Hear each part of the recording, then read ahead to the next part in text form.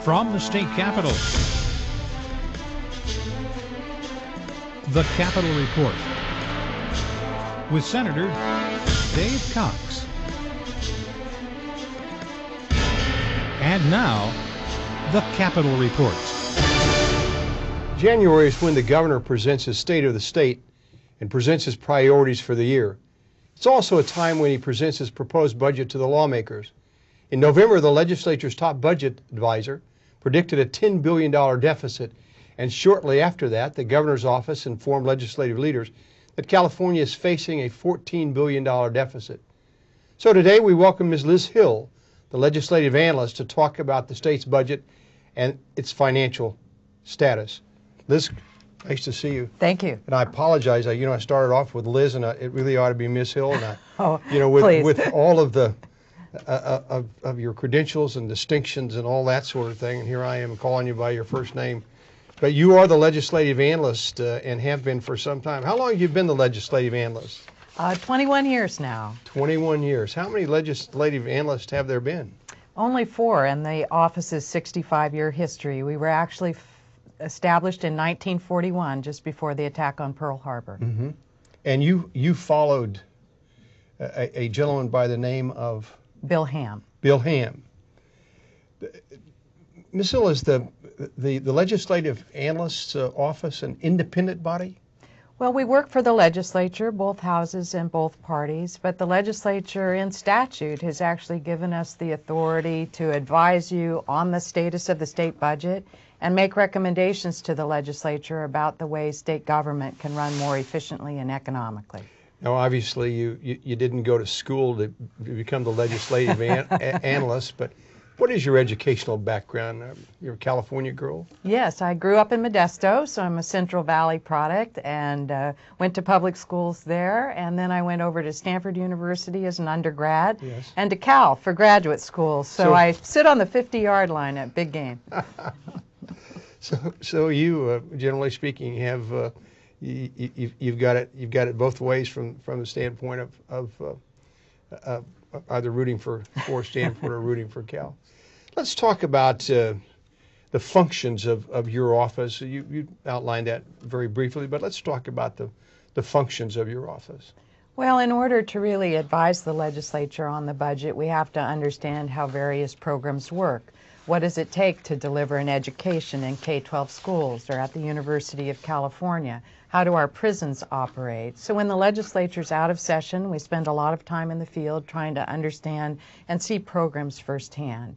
We also certainly work with local governments, K-12 districts, and the federal government because they're all significant players in the budget process as well. And then to assist you with your fiscal planning, we do a variety of reports related to the budget. The one that you mentioned in your introduction is our annual fiscal forecast. And that's designed to assist the legislature in seeing kind of the budget situation over multiple years going forward to see how the state is doing so that you can start your fiscal planning even before the governor introduces his budget. With respect to the office, how many staff do you have? We have a staff currently of about 52. We do a lot of our own in-house production, but most of the staff are analytical staff like myself that are charged with looking at individual parts of the state budget. And how have you divided the state of California up in terms of categories? If I've got a question about whether or not, for example, we ought to sell an asset, sure, I can call your office and you can, depending upon the complexity of it, you can put somebody, or maybe somebody's already looked at that, sure, particular situation. Absolutely. I mean, our largest section is actually our education section because the largest part of the state budget is education. We also have economists on staff that look at our fiscal overall situation.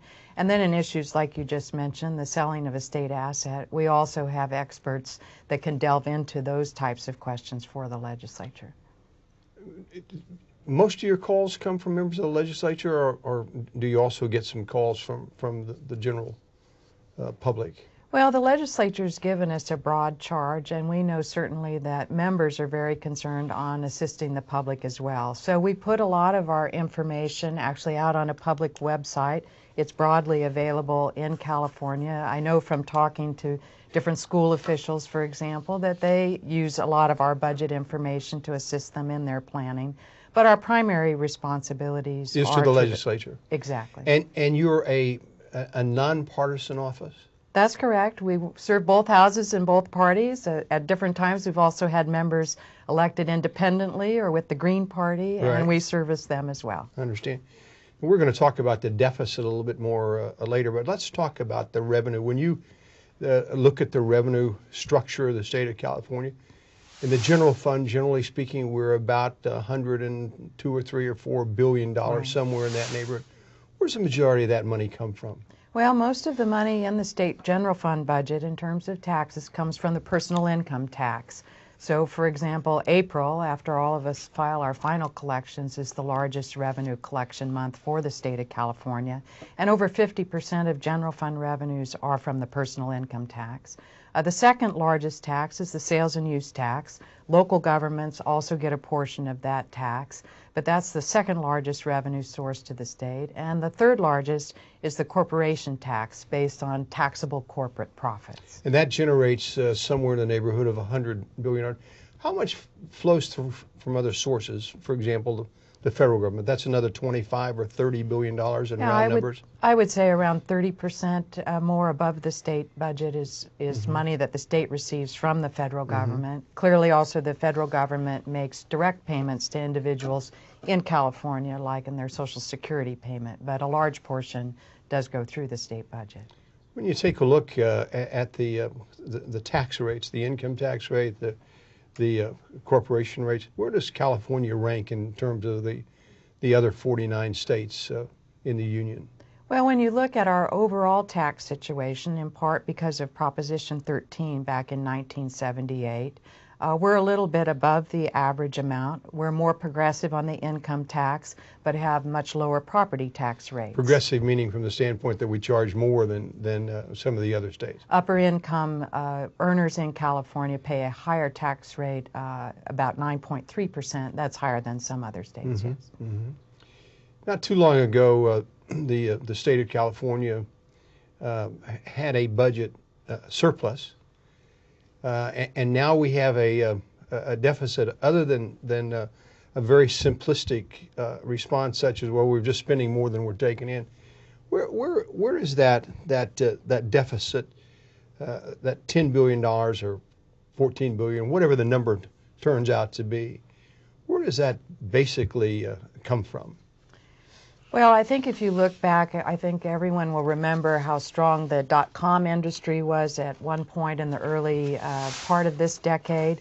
We then also had a bust of the dot-com industry, particularly in the Silicon Valley, and that strongly affected the overall situation in California. And we've really been digging ourselves out of those economic changes. And unfortunately now the real estate market also is softening, and a major correction is going on in real estate that's also affecting the state budget.